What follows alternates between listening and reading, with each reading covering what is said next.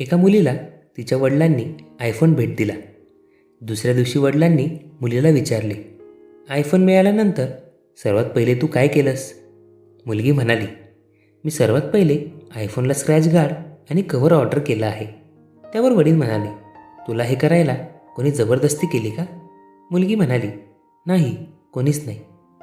त्यावर वडील म्हणाले, तुला असं वाटत नाही का तू ॲपल कंपनीची बेइज्जती केली आहेस?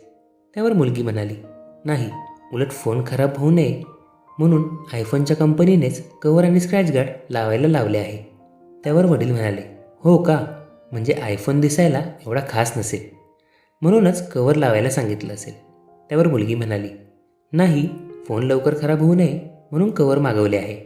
त्यावर वडील म्हणाले, कव्हर लावून त्याचं सौंदर्य कमी झालं का? मुलगी म्हणाली, नाही, उलट आयफोन कव्हर लावल्यावर जास्त सुंदर दिसतो.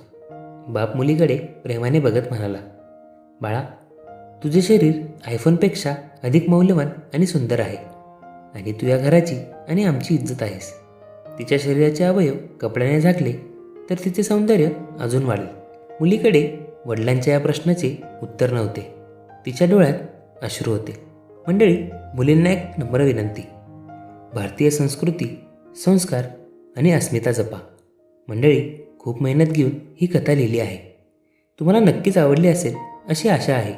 भेटूयात पुन्हा एकदा एका नवीन कथेसोबत. तोपर्यंत ऐकत रहा मनाचे बोल.